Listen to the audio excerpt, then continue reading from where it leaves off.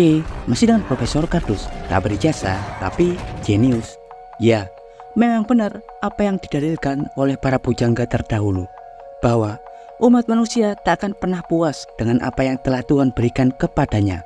Karena hakikatnya, nafsu yang dimilikinya dapat memanipulasi akal dan pikiran, juga ambisi kita untuk mencari dan menemukan sesuatu yang lebih sempurna. Iya, hal tersebut juga berlaku hingga saat ini, hingga abad ke-21 ini. Meski berbagai jenis teknologi super canggih telah berhasil mereka ciptakan, tapi setiap detik ada saja upgrade atau pembaruan teknologi terbarukan yang telah mereka ciptakan.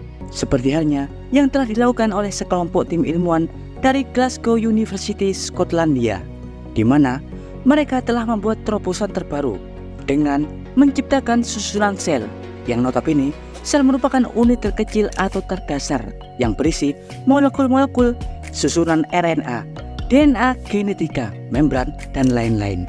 Yang umumnya struktur tersebut telah Tuhan rancang sedemikian rupa sebagai dasar fundamental struktur biologis seluruh makhluk hidup di alam semesta ini.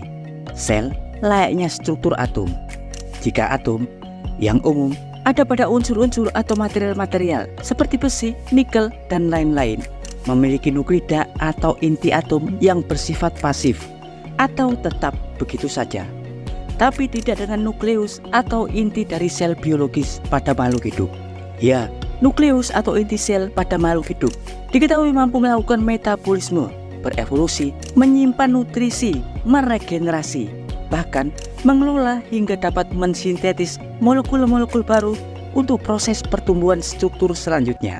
Ya, perilaku tersebutlah yang jadi rentang pembeda antara objek atau material benda mati dan organisme hidup ciptaan Tuhan. Pembeda terbesarnya karena perilaku inti sel dapat bermetabolisme dengan cara memanfaatkan asupan protein dari lingkungan atau penyerapan seperti fotosintesis, hingga sel-sel tersebut dapat tumbuh dan berkembang menjadi kehidupan yang berjalan dengan proses pengembangbiakan dan pembelahan sel.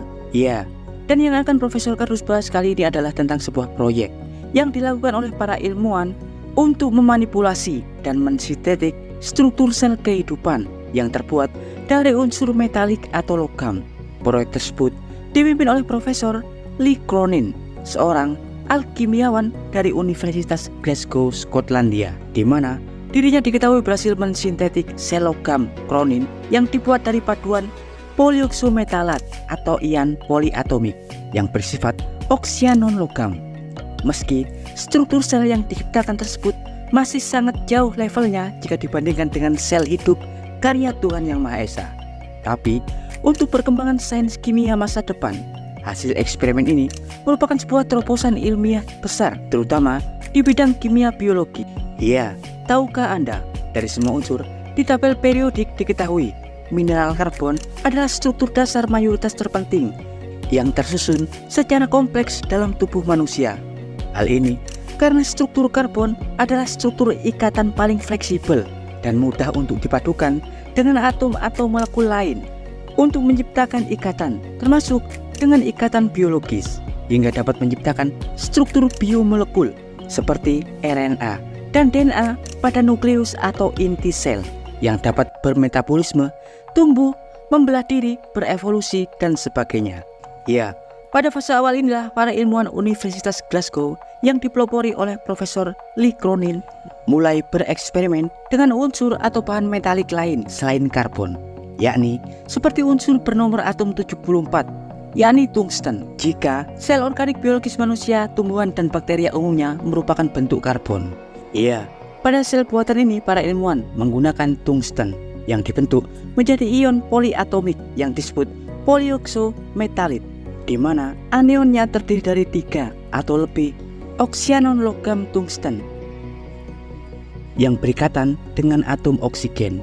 Pada eksperimen tersebut, Cronin dan tim ilmuwan lainnya juga berhasil menyusun sel buatannya menjadi bola gelembung yang ia sebut sebagai sel kimia anorganik atau I-cell. Diketahui, I-cell tersebut juga memiliki struktur membran yang dapat memilih dan memisahkan bahan kimia yang masuk. Menurut Cronin, I-cell buatannya juga dapat berevolusi secara sederhana Meski tidak sekompleks sel biologis alami ciptaan Tuhan, di mana sel biologis kita akan otomatis dapat meregenerasi atau tumbuh, bermetabolisme, menyimpan protein, menghasilkan energi, dan lain-lain. Tapi menurut Profesor Cronin eye cell tersebut bersifat interaktif ketika mendapatkan gangguan dari lingkungan sekitar, seperti dengan cara membelah diri saat terkena radiasi sinar ultraviolet, layaknya klorofil dan perilaku fotosintesis pada tumbuhan. Tapi, meski sel hasil eksperimen ini sudah mampu berinteraksi saat terkena gangguan lingkungan, tetap saja sangat sulit untuk menyebut benda tersebut sebagai organisme hidup, layaknya sel-sel kehidupan yang telah Tuhan berikan pada makhluk ciptaannya.